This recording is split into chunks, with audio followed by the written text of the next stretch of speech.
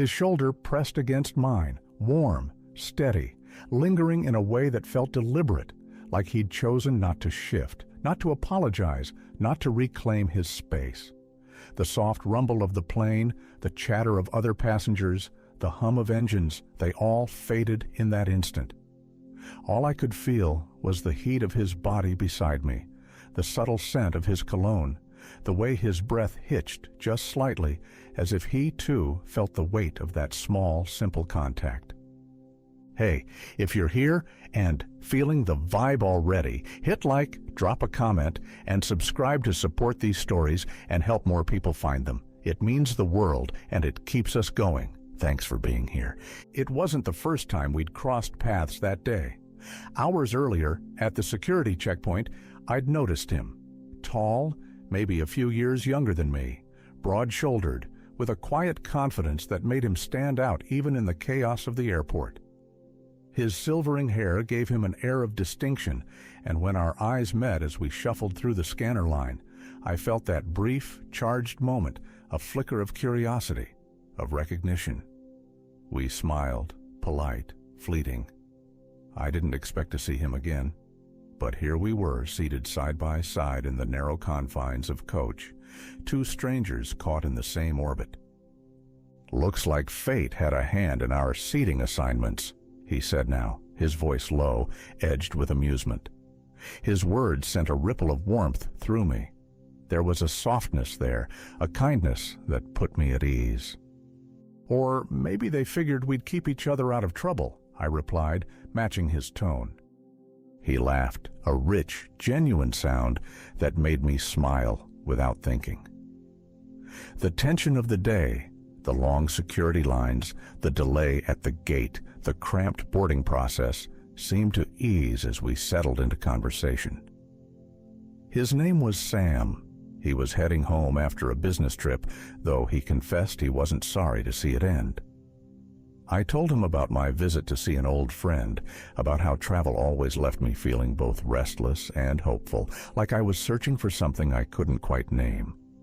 As we spoke, our shoulders stayed pressed together, neither of us making a move to create space.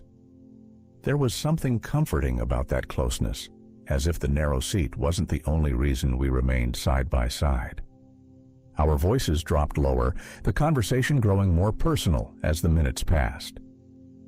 "I noticed you at security," Sam said, glancing at me, his eyes warm and intent. "You seemed grounded, like you weren't letting the chaos get to you." I smiled, touched by the observation. "That's funny. I was thinking the same about you." The flight attendants began their safety demonstration, but we barely noticed. The world outside our little bubble seemed distant, unimportant. The subtle pressure of Sam's arm against mine, the way his knee brushed my leg now and then as we shifted in our seats, it all felt natural, unforced, as if this was where we were supposed to be. As the plane lifted off, I felt the usual flutter in my stomach. Not fear, just that momentary awareness of being unmoored, suspended between places. Sam's hand rested lightly on the armrest between us, his fingers close enough that, if I wanted, I could let mine brush against them. I hesitated, then let my pinky drift, just enough to make contact, the lightest touch. But it was enough. He didn't pull away. If anything, his fingers shifted, curling slightly toward mine, a silent acknowledgement of the connection sparking between us. We sat like that, the hum of the engines filling the quiet between our words, the city lights falling away beneath us as the night sky opened wide. I didn't know where this flight would take us, not just the destination printed on our tickets, but wherever this shared space, this shared warmth might lead. But in that moment, with his hand brushing mine, his shoulder against me, I felt the kind of anticipation that had nothing to do with travel plans. It had everything to do with him. The plane settled into its cruising altitude, the seatbelt sign chimed off, and the cabin dimmed to a soft glow that blurred the edges of everything, making the space between us feel even smaller. Outside the window, the last of the daylight faded, leaving a wash of deep indigo and scattered stars. Sam shifted in his seat, his arm brushing mine again, firmer this time, as if he no longer cared, or had ever cared, about keeping the polite distance strangers usually maintained on a plane. I felt his warmth, the quiet strength in the way he sat, steady and sure beside me. Our fingers still hovered near each other on the shared armrest, that small point of contact growing more charged with every mile. I could feel my heartbeat in my fingertips, the steady thrum in my ears that wasn't just from the engines. "You okay with this?" he asked, his voice low, meant only for me. His breath was warm at my ear, and the closeness sent a pleasant shiver down my spine. I turned to him, close enough now to see the fine lines at the corners of his eyes, the silver threads at his temples that caught the dim cabin light. "Yeah," I said, my voice equally quiet. "More than okay." His lips curved into a soft smile, one that felt like it was meant for no one else but me. For a while, we just sat like that, shoulders pressed together, the hum of the plane filling the silence between us. It wasn't awkward. It wasn't forced. It just was. I noticed the subtle rise and fall of his chest as he breathed, the way his hand relaxed against the armrest, his fingers curling slightly as if inviting mine closer. Slowly, I let my hand shift, the backs of our fingers grazing, then resting together, light but deliberate. His pinky hooked gently around mine, and that small gesture felt more intimate than any kiss I'd had in years. "I don't usually do this," Sam said after a while, his voice thoughtful, as if he were working through the surprise of it all as much as I was. "Neither do I admitted. And it was true. I wasn't the kind of man to strike up conversations, to linger in the unexpected attention of a stranger. But this wasn't that. This felt different, natural, unhurried, real.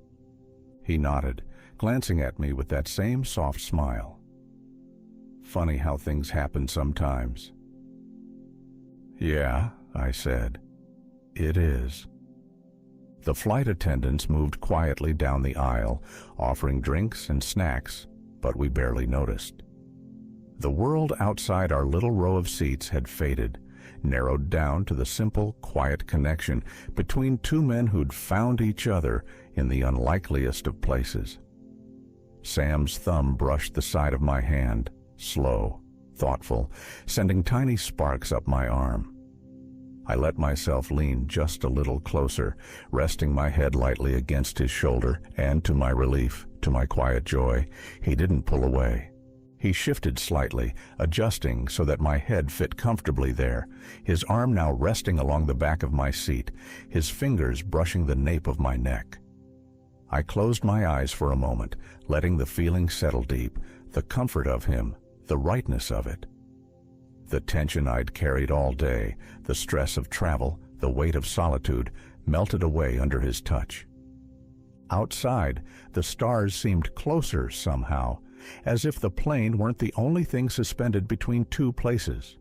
We were suspended too, caught between what was and what might be. And for the first time in a long while, I didn't feel alone in that in-between space. When I opened my eyes, Sam was watching me, his gaze warm, steady. "You have a way of making a cramped seat feel like first class," he said, his tone light but sincere.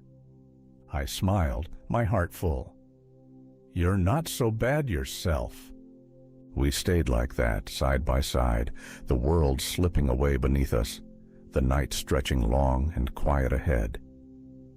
The cabin lights dimmed further as the flight attendants completed their rounds.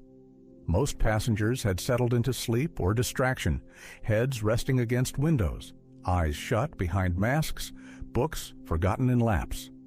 The low rumble of the engines filled the cabin, steady and constant, but for me, the only sound that mattered was the rhythm of Sam's breathing beside me. His hand remained near mine, our fingers lightly intertwined, that small point of connection grounding me more than I cared to admit. I could feel the subtle heat of him where our shoulders met, the occasional brush of his knee against mine as we shifted, adjusting to the cramped space. Every time it happened, I felt that small thrill again, the quiet reminder that he was there, that this wasn't a dream. "Do you fly often?" he asked, his voice soft in the hush of the cabin. "Not as much as I used to," I said. "It's been a while since I've had company like this on a flight." Sam chuckled quietly. "Same here. Usually I get stuck next to someone who won't stop talking about work, or worse, someone who snores."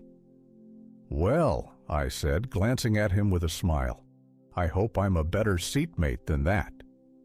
"The best," he said simply, and there was something in the way he said it that made my chest ache, in the best possible way. Outside, the night sky stretched on, stars scattered like promises we hadn't dared to make. The plane hit a patch of turbulence, a gentle shudder that ran through the cabin. Instinctively, Sam's grip on my hand tightened, firm and protective, as if he could shield me from the tremor. I squeezed back, reassured by the strength of him, by the unspoken message in that touch. I'm here. We rode out the bump together, silent, close. When it passed, he relaxed, but our hands didn't part. If anything, they settled more firmly together, fingers laced, palms warm.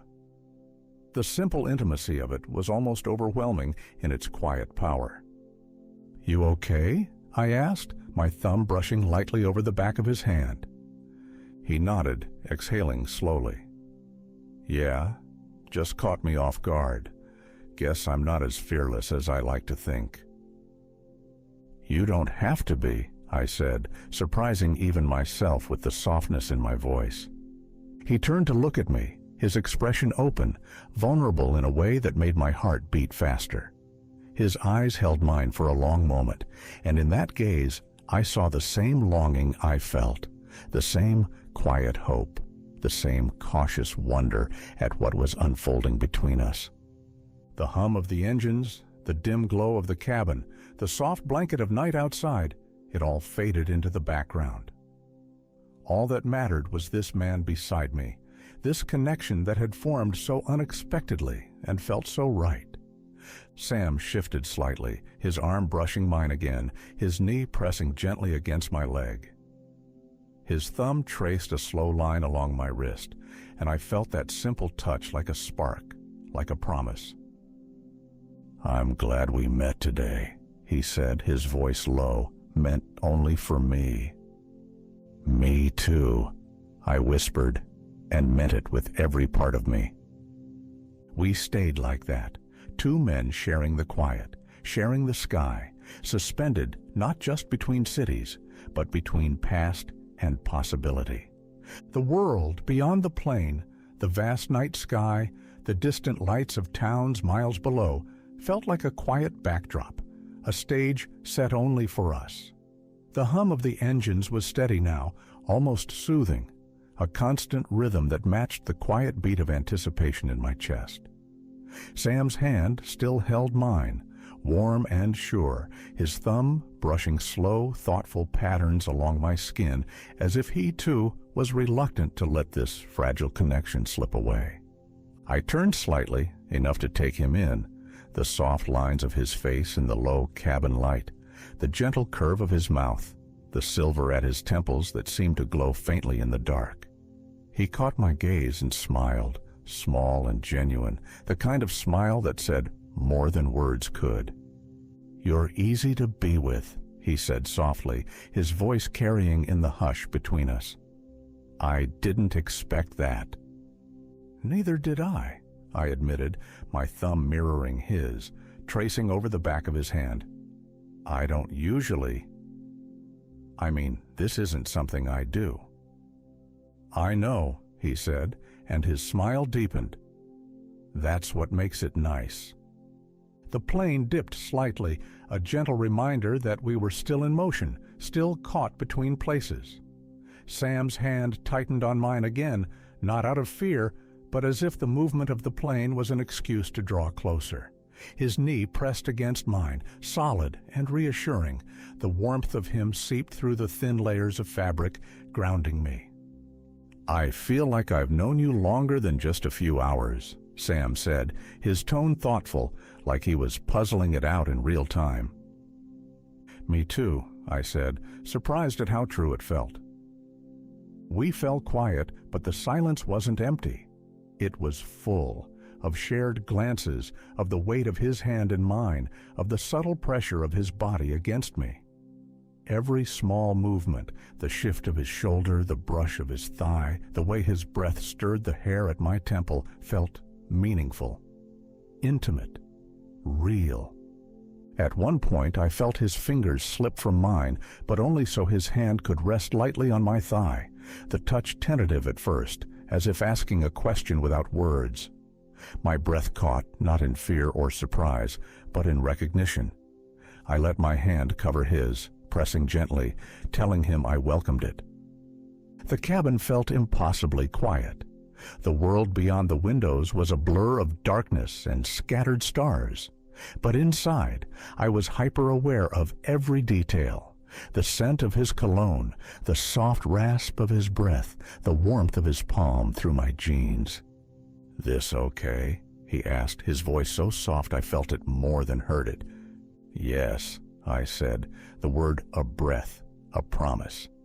And so we stayed like that, side by side, hands joined, bodies close, sharing a connection that felt at once new and familiar. The minutes stretched, the miles passed, and the distance between us, between two men who had been strangers that morning, seemed to shrink with every soft touch, every shared glance. Outside, the plane carried us forward.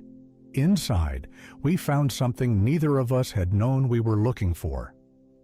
The hours slipped by unnoticed, the kind of time that folds in on itself when you're exactly where you want to be. The cabin around us quieted even more. Most passengers had given themselves over to sleep, their soft snores and the occasional rustle of a blanket blending with the steady hum of the engines. But for me, sleep was the last thing on my mind. All my senses were tuned to the man beside me, to Sam. His hand stayed resting on my thigh, his touch light but certain. Every so often, his thumb would move, tracing a slow arc that sent a pleasant warmth spreading through me. I hadn't expected this comfort, this ease, this slow-burning desire that felt as much about being seen, being known, as it was about the physical contact itself. Sam shifted slightly, adjusting so that his shoulder fit more snugly against mine, his head tilted just enough that his temple brushed mine. His breath was warm at my ear, and I felt his lips curve into a smile against my skin. "You're still awake," he whispered, his voice low and intimate. "How could I sleep?" I said, my own voice barely a breath. "I don't want to miss this." He pulled back just enough to look at me, his eyes soft in the dim light. "Neither do I." We stayed like that, gazing at each other as if we'd found something precious in the middle of the night sky. His hand slid a little higher, slow, careful, giving me every chance to stop him. But I didn't. I met his touch with my own, my hand covering his, guiding him gently, showing him he was welcome, that I wanted this, wanted him. The connection between us felt fragile and powerful all at once, like a thread of silk binding us together in that narrow seat. There was no rush, no urgency, just the quiet, shared understanding that this mattered. Outside the window, the sky began to pale at the edges, the first faint hint of dawn brushing against the stars. The world was waking, but in that small space between us, time held still. Sam leaned in, his lips brushing my cheek, then the corner of my mouth, his breath warm and sweet. The kiss, when it came, was slow and deliberate, tasting of trust and possibility. His hand stayed on my thigh, steady and reassuring, as if to say, "I'm here. I'm not going anywhere." I sighed into the kiss, my free hand coming up to rest against his chest, feeling the strong, steady beat of his heart beneath my fingers. The cabin around us seemed to disappear. There was only this, the soft press of his lips, the warmth of his body, the gentle promise in his touch. When we parted, it was only by a breath. Our foreheads rested together, our eyes closed, our smiles small, but full of meaning. "This is crazy," Sam murmured, but there was wonder in his voice, not regret. "Maybe," I said, brushing my thumb along his jaw, "but it's good." He nodded, his smile deepening. "It is." And so we stayed, wrapped in each other's quiet company, as the night gave way to the first light of morning, and the world beyond the plain began to stir once more. The faint glow of dawn seeped into the cabin, washing everything in soft silver light. Outside the window, the horizon stretched wide and endless, the dark of night giving way to the gentle hues of morning. I watched the sky for a moment, but my gaze kept returning to Sam, the man beside me, whose presence made this narrow plane seat feel like the most important place in the world. His hand still rested on my thigh, warm and steady, his thumb moving in slow, thoughtful strokes. Our foreheads stayed close, breath mingling, the kind of closeness that felt like we'd known each other far longer than just the span of a single flight. "I forgot how beautiful mornings can be at 30,000 feet, Sam said quietly, his voice still low, as if he didn't want to disturb the delicate peace we'd found. "They are," I agreed, glancing out at the blush of color streaking the clouds. "But I think this morning has less to do with the view out there." His smile was soft, and it reached his eyes, making them crinkle at the corners. I was thinking the same thing. Around us, the cabin began to stir. A few passengers shifted in their seats, blinking against the growing light. Somewhere behind us, a child laughed, the sound bright and sudden. But here, in our little shared space, the world felt slow, easy, ours. Sam's fingers tightened slightly, his hand sliding higher, just a little, just enough to send a fresh wave of warmth through me. His movement stayed slow, respectful, giving me time to meet him, to say with my body what words felt too fragile to hold. I covered his hand with mine again, pressing it gently, letting him know I wanted this closeness, this connection. "You're something else, you know that?" he said, his voice full of wonder, as if he still couldn't quite believe how the night had unfolded. "I could say the same," I replied, my thumb brushing lightly over his knuckles. The plane began its gradual descent, the engines changing tone as we dipped lower through the morning sky. But neither of us seemed ready for this to end. Sam shifted closer, his shoulder firm against mine, his leg pressing along mine in a way that felt protective, grounding. "We'll be on the ground soon," he said, a note of hesitation in his voice. "I don't want this to just disappear when we land." "Me neither," I said, my heart beating faster at the thought. He turned slightly, enough that our lips met again, a soft, lingering kiss that felt like a promise of more, of possibility beyond the confines of this flight. His hand cupped my jaw, his thumb brushing my cheek, and I leaned into the touch, savoring the feel of him, the taste of him, the quiet certainty in the way he held me. When we broke apart, it was only by necessity. The seatbelt sign chimed on, and the cabin filled with the rustle of passengers preparing for landing. But Sam's hand stayed in mine, his fingers laced with mine, holding on as if to say, "This isn't over." We sat like that as the plane descended, as the city came into view below, as the dawn stretched wide across the sky. Two men, no longer strangers, bound by a night that neither of us had expected, but neither of us wanted to let go. The wheels met the runway with a soft thud, the plane's body vibrating gently as it slowed, the engines reversing their thrust, in a familiar, grounding rhythm. Around us, the cabin stirred to life, the snap of seatbelts unfastening, the shuffle of passengers retrieving bags, the low murmur of voices returning from sleep. But for a few more precious moments, I stayed wrapped in the small, quiet world that Sam and I had created at 30,000 feet. His fingers remained laced with mine, even as the spell of night and altitude gave way to the reality of morning and solid ground. His thumb traced slow, steady circles on the back of my hand, and I felt the weight of that touch as deeply as I had during the flight. We didn't speak at first, as if words might fracture the fragile magic that had carried us through the night. Outside, the airport came into view. Jet bridges, service trucks, the blur of workers in neon vests. But inside, it was still just him and me, seated side by side, closer now than I'd thought two strangers could be after a few short hours. "Well," Sam said finally, his voice low, tinged with something that sounded like reluctance. "Looks like we're back to Earth." I smiled, squeezing his hand gently. "We don't have to leave everything up there." He turned to me then, his expression open, searching. "You mean that?"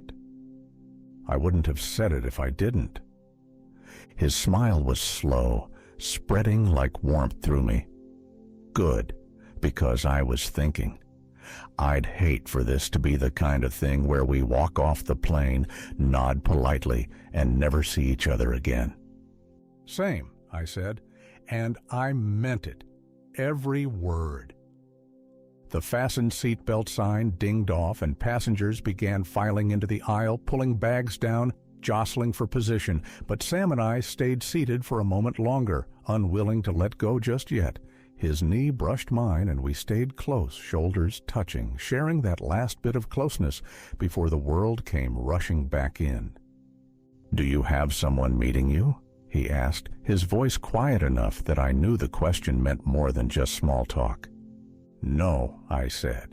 "You?" He shook his head. "No one waiting." We stood together as the aisle cleared, retrieving our bags from the overhead bin, our bodies brushing as we moved, as familiar now as if we'd done this 100 times. His hand found mine again as we stepped into the aisle, just for a moment, a brief squeeze, a silent message. "Don't disappear." We walked down the jet bridge side by side, the morning sun flooding through the windows, bright and full of promise. The terminal was busy, voices echoing, announcements blaring, but none of it touched me the way Sam's presence did. He stayed close, his arm brushing mine as we moved with the flow of passengers. At the end of the jet bridge, he paused, turning to me. "Coffee?" he asked, his eyes hopeful, a little uncertain. "Or whatever comes next." I smiled, my heart full. Coffee sounds perfect. And so we stepped into the terminal together, the city waking around us, the night's connection carrying forward into the new day. Whatever came next, we'd face it side by side. We stepped into the terminal, the rush of the morning airport washing over us, rolling suitcases clattering against tiles, voices blending into a chorus of greetings and farewells, the steady hum of a city waking up. But even amid all that noise and movement, it felt like there was only Sam and me, walking together through the crowds, side by side, as if we'd done it 100 times before. Sam glanced at me as we made our way toward the exit, his smile small but steady, the kind of smile that comes from quiet relief, like he too was grateful this hadn't ended at the plane door. His hand brushed mine now and then, casual but deliberate, as if he was reminding both of us that we were still connected, still sharing this unexpected path. "Coffee's this way," he said, nodding toward a small cafe tucked into a quieter corner of the terminal. "Unless you've changed your mind." "Not a chance," I said, the words easy, natural, and it was true. The idea of sitting with him, of stretching this time just a little further, felt right. We ordered and found a table by the window, watching planes taxi and lift into the morning sky. The sunlight caught the silver at his temples, made his eyes look softer, warmer. We talked, and it felt like no time at all had passed. He told me more about his work, about the city he called home. I shared bits of my own life, the quiet house I returned to, the projects that filled my days, the friends who always teased me for traveling alone, and through it all, our knees brushed beneath the table, our hands found reasons to meet, a touch to emphasize a story, a squeeze during a laugh, a lingering stroke of a thumb that said, "I see you.